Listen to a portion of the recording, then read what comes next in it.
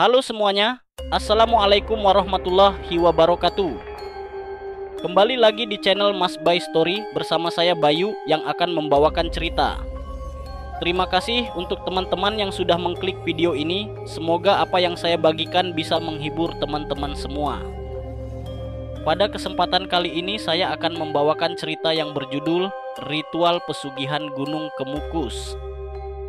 Oh ya, jangan lupa untuk bantu like, komen, dan subscribe channel Mas Bay Story agar channel ini dapat berkembang. Dan jangan lupa untuk aktifkan lonceng notifikasi agar tidak ketinggalan cerita selanjutnya. Jika sudah, kita langsung masuk ke ceritanya.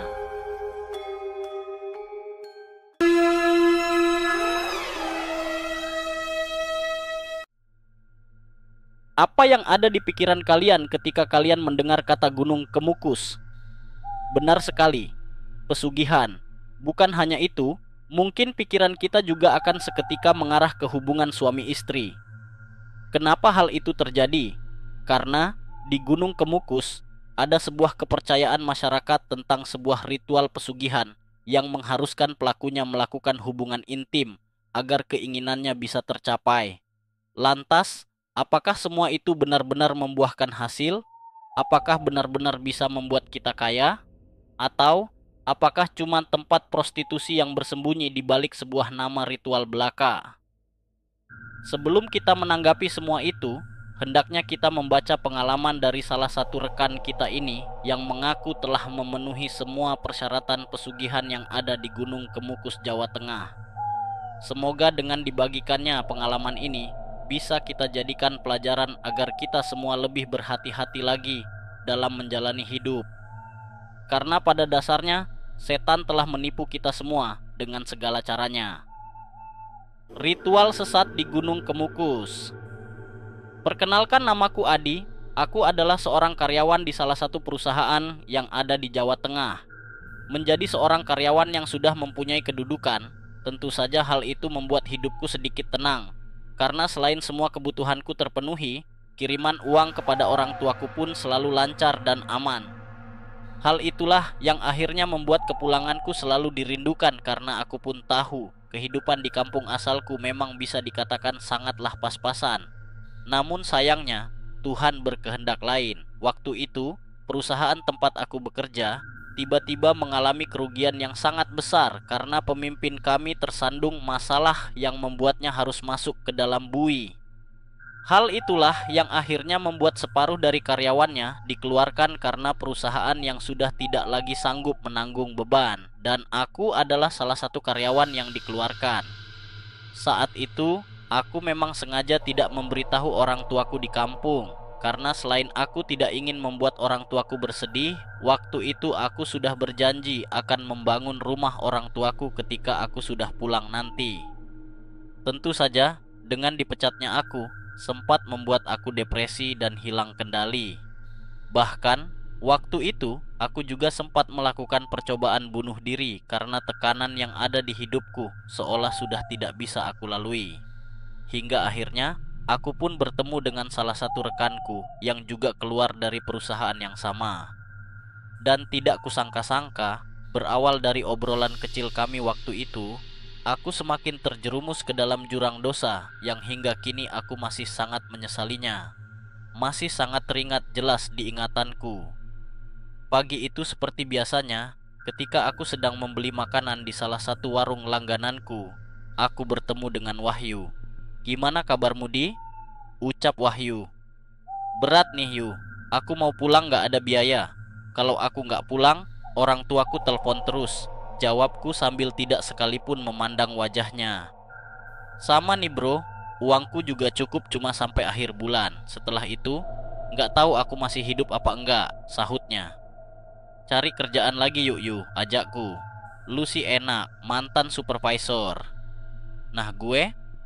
"Apaan? Sulit bro," jawabnya. "Gak semudah itu Yu. Perusahaan kita sudah jelek namanya karena kasus Pak Irwan. Jadi aku melamar kemanapun susah. Kita dianggap korup juga. Kemarin aku melamar di perusahaan sebelah, langsung ditolak mentah-mentah," terangku. "Pesugihan aja yuk bro, cepet," ajaknya.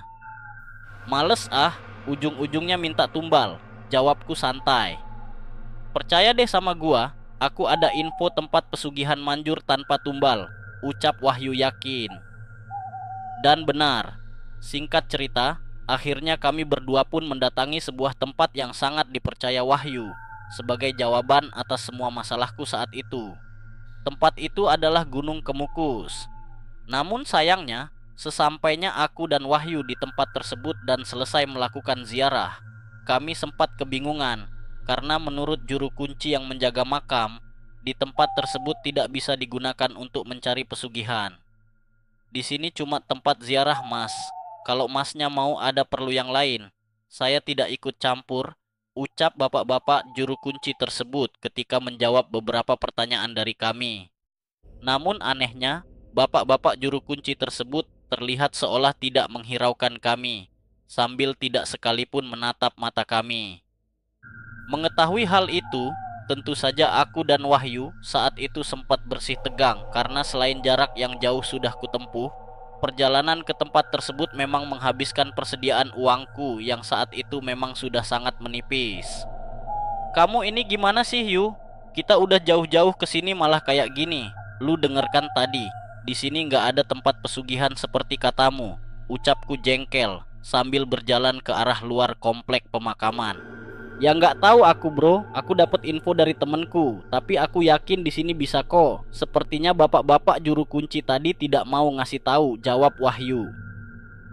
Namun anehnya, setelah beberapa lama kami melangkahkan kaki ke arah kendaraan, tiba-tiba aku dan Wahyu saat itu dihampiri oleh seseorang yang kurasa dia adalah warga yang tinggal di daerah tersebut. Mas mau kemana? Teriak lati-lati paruh bayat tersebut. Mau pulang pak, ada apa ya? Jawabku sopan.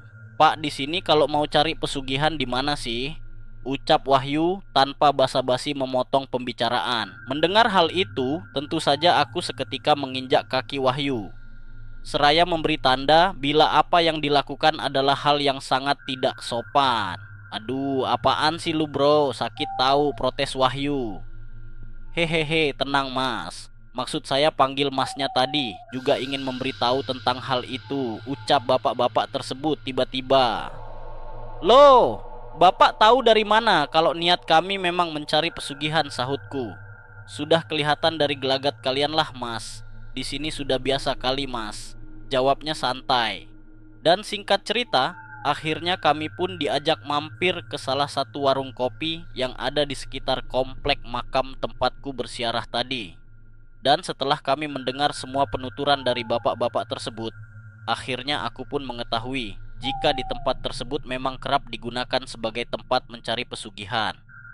Dan yang paling membuat aku terkejut adalah salah satu ritual yang wajib dilakukan oleh para pencari pesugihan adalah melakukan hubungan intim dengan orang yang bukan pasangan. Dan setelah memantapkan niat, akhirnya aku dan Wahyu pun berniat ikut melakukan semua ritual di tempat tersebut dengan harapan agar keadaanku bisa menjadi lebih baik.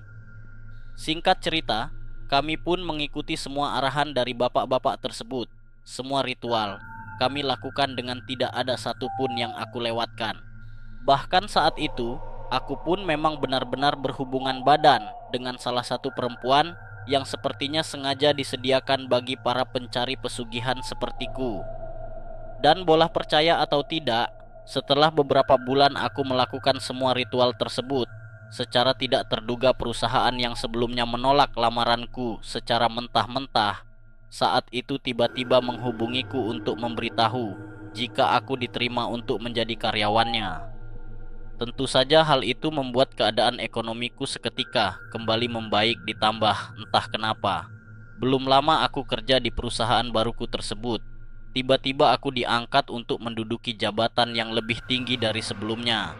Namun sayangnya, karena semua kesibukanku yang saat itu sangat menyita waktu, akhirnya aku pun tidak ada waktu untuk terus melakukan ritual yang memang harus aku lakukan. Dan tanpa memikirkan semua itu, akhirnya aku pun memutuskan untuk berhenti melakukan semua kebiasaanku karena aku berpikir jika semua keinginanku sudah terpenuhi. Namun siapa sangka setelah aku berhenti melakukan semua ritualku, aku akhirnya mendapatkan pengalaman yang hingga kini tidak pernah aku lupakan. masih sangat teringat jelas di kepalaku. Malam itu adalah malam pertama aku merasakan jika ada hal aneh yang sedang mengawasiku. Malam itu, seperti biasanya, aku pulang lebih malam dari biasanya karena pekerjaan di kantor yang seperti tidak ada habisnya. Sesampainya aku di rumah, tentu saja aku langsung berbaring di tempat tidurku dengan tanganku yang terus-terusan mengotak-atik ponselku. Namun sayangnya, di tengah-tengah aku mulai mengantuk. Tiba-tiba aku mendengar suara wanita yang terdengar menangis tersedu-sedu, yang sepertinya tidak jauh dari kamar tidurku. Mendengar hal itu, tentu saja aku seketika terkejut dan segera menoleh ke kanan dan ke kiri karena aku pun tahu jika tidak ada seorang pun di rumah kontrakanku ini selain aku. Loh, kok ada suara orang nangis? Pikirku dalam hati sambil berjalan pelan keluar dari kamar tidurku. Dan setelah aku sampai di ruangan tengah rumahku, tiba-tiba dengan sangat jelas aku melihat adanya perempuan paruh baya yang terlihat duduk di kursi ruang tamu rumahku. Melihat hal itu, aku pun seketika menyalakan lampu ruang tamuku yang memang saklar lampunya, kebetulan berada tidak jauh dari tempatku berdiri saat itu. "Siapa itu?" teriakku sambil tanganku yang menekan tombol saklar lampu. Namun anehnya, ketika lampu ruangan yang saat itu sudah menyala terang, sosok perempuan yang sebelumnya kulihat saat itu tiba-tiba menghilang begitu saja. Karena aku berpikir, jika ada seseorang yang sedang menyusup ke rumahku, saat itu aku pun berjalan mengelilingi rumahku untuk memastikan jika semuanya baik-baik saja. Dan setelah aku berkeliling dan tidak melihat sesuatu yang mencurigakan, akhirnya aku pun kembali masuk ke dalam rumahku dengan mengunci rapat semua pintu, dan aku yang akhirnya kembali masuk ke dalam tempat tidurku. Namun anehnya, di tengah-tengah aku yang kembali berbaring di tempat tidurku, malam itu aku kembali mendengar suara tangisan yang kini terdengar lebih kencang dari sebelumnya. Mendengar hal itu, aku pun seketika kembali membuka pintu kamarku dengan perasaan yang sedikit lebih kesal karena aku berpikir jika ada orang yang sedang mengerjaiku. "Siapa sih yang ngusil?" ucapku sambil kembali membuka pintu. Namun karena saat itu aku kembali tidak melihat siapapun yang ada di rumahku, akhirnya aku pun memilih untuk duduk di ruang tamu dengan tetap menyalakan semua lampu rumahku. Sepertinya ada yang aneh di rumah ini, mending ku jaga di sini saja, ucapku sambil duduk di kursi yang ada di ruang tamuku. Dan belum lama aku duduk di kursi tersebut, tiba-tiba pandanganku teralihkan dengan adanya seseorang yang terlihat warawiri di depan rumahku. Mengetahui hal itu, aku pun seketika terkejut, bukan main dengan seketika membuka pintu utama rumahku. "Hei, siapa itu?" teriakku sambil membuka pintu. Namun anehnya, ketika aku membuka pintu rumahku, selain aku tidak lagi melihat adanya orang yang sebelumnya kulihat, malam itu tiba-tiba aku mencium aroma busuk yang sangat menusuk. Dan karena aku mengira sumber aroma tersebut berada di samping rumahku, aku pun berjalan perlahan ke arah samping rumah dengan mengikuti aroma tersebut yang semakin lama semakin tercium kuat. Dan sesampainya aku di samping rumahku, malam itu aku melihat dengan mata kepalaku sendiri ada sesosok makhluk halus yang biasa orang sebut dengan sebutan genderuwo. Sosok tersebut berdiri tegak dengan tubuhnya yang dipenuhi bulu-bulu layaknya gorila. Tidak berhenti di situ saja, malam itu aku juga melihat mata dan giginya juga berbentuk sangat besar dan aneh yang aku pun tidak pernah melihatnya sebelumnya. Melihat hal itu, jantungku seolah berhenti berdetak, mataku terbelalak dengan seluruh tubuh yang juga seolah sudah tidak bisa lagi bergerak. Dan setelah beberapa saat aku melihat semua kengerian tersebut, akhirnya aku pun berjalan cepat masuk ke dalam rumah dengan keringat yang sudah bercucuran tidak karuan. Sesampainya aku di dalam rumah, tentu saja aku seketika kembali mengunci pintuku dan masuk ke dalam kamar tidurku dengan perasaan takut yang sudah sangat tidak bisa lagi kutahan. Namun sayangnya, semua itu tidak berhenti di situ saja. Di tengah-tengah aku masih ketakutan, lagi-lagi aku mencium aroma busuk yang kini tercium kuat dan seolah bersumber tidak jauh dari tempat tidurku. Dan benar, malam itu aku kembali melihat sosok genderuwo tersebut tiba-tiba berdiri di dalam kamarku. Mengetahui hal itu, aku pun seketika berlari keluar kamar dengan berteriak ketakutan tidak karuan. Setaan, teriakku sambil berlari keluar kamar tidurku dan masuk ke kamar tidur lainnya, karena memang kamar tidur di rumahku ini lebih dari satu. Sesampainya aku di kamar satunya, aku pun seketika berbaring dan masuk ke dalam selimutku dengan jantungku yang saat itu terus berdetak kencang tidak beraturan. Dan puncaknya, di tengah-tengah aku masih ketakutan, tiba-tiba aku merasakan ada sesuatu yang sedang menindih tubuhku dari atas.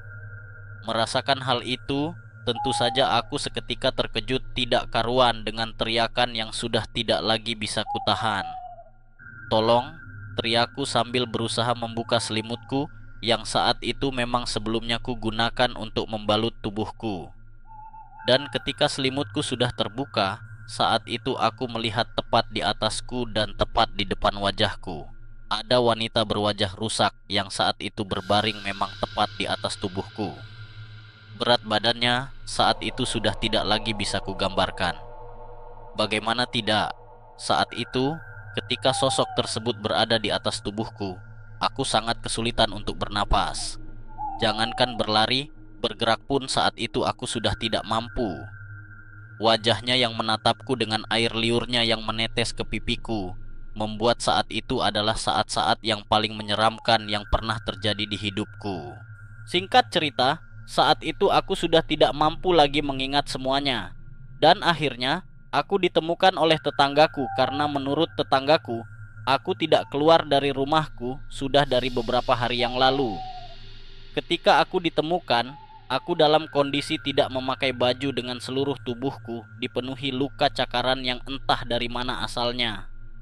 Setelah kejadian tersebut, aku pun akhirnya sakit keras dengan tidak lagi bisa bangun dari tidurku. Hari-hariku kuhabiskan berada di tempat tidurku dengan rasa sakit yang kurasakan saat itu memang sepertinya sangat sulit untuk dijelaskan. Ketika azan subuh berkumandang, tubuhku rasanya seperti sedang ditusuk-tusuk oleh seseorang. Setiap jam 10 siang, aku selalu kedinginan tidak karuan dengan keringat yang sudah tidak berhenti bercucuran. Setiap maghrib sampai jam 22 malam, aku selalu muntah-muntah dengan tidak jarang pula muntahanku mengeluarkan banyak darah. Dan tidak berhenti di situ saja. Selain setiap malam aku tidak bisa tidur dengan tenang, di tiap tengah malam aku seolah didekap oleh seseorang dengan diiringi aroma busuk yang selalu tercium sangat menusuk. Anehnya, dengan keadaan yang kualami saat itu, dokter menganggap jika tidak ada satupun penyakit yang membahayakan yang sedang mengancam nyawaku. Dan akhir cerita, aku pun dibawa oleh keluargaku untuk kembali pulang ke kampung halamanku. Di sana aku diobati medis, alternatif dan spiritual. Hingga akhirnya, seiring berjalannya waktu, aku pun berangsur-angsur membaik. Namun hingga cerita ini ditulis, aku masih sering sekali merasakan jika tiap malam ada seseorang yang sedang menemaniku beristirahat. Menurut tetua adat kampungku, aku memang diikuti oleh makhluk halus yang sepertinya datang sengaja untuk menggangguku. Semua itu terjadi karena perbuatanku yang datang ke tempat pesugihan dan sudah melakukan sebuah perjanjian dengan setan. Kini semua hartaku sudah habis seluruhnya. Sejak aku sakit waktu itu, aku seketika dipecat dari perusahaan tempat aku bekerja.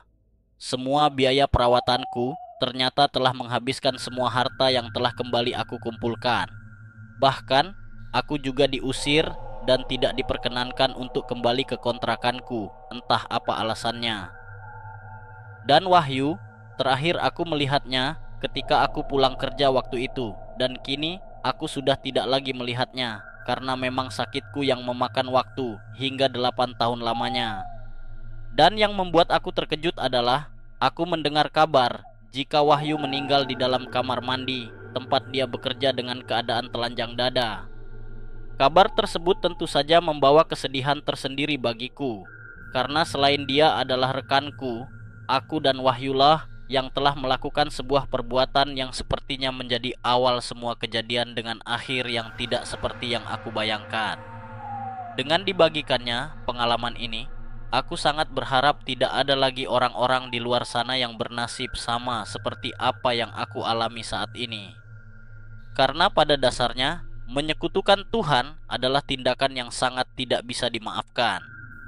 Gunung Kemukus adalah tempat sakral yang di dalamnya terdapat sebuah makam yang seharusnya digunakan sebagai tempat bersiarah dengan tetap berdoa kepada Tuhan. Praktek pesugihan yang ada di tempat tersebut semuanya adalah tipu daya setan yang sangat tidak dianjurkan untuk dilakukan.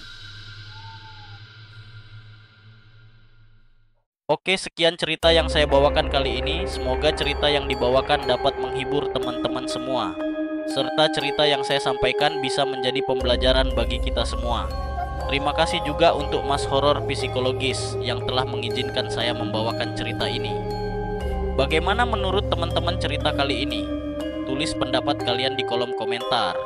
Dan bagi teman-teman yang ingin membagikan kisahnya, bisa langsung saja klik link Google Drive di kolom deskripsi. Akhir kata saya Bayu izin undur diri. Wassalamualaikum warahmatullahi wabarakatuh.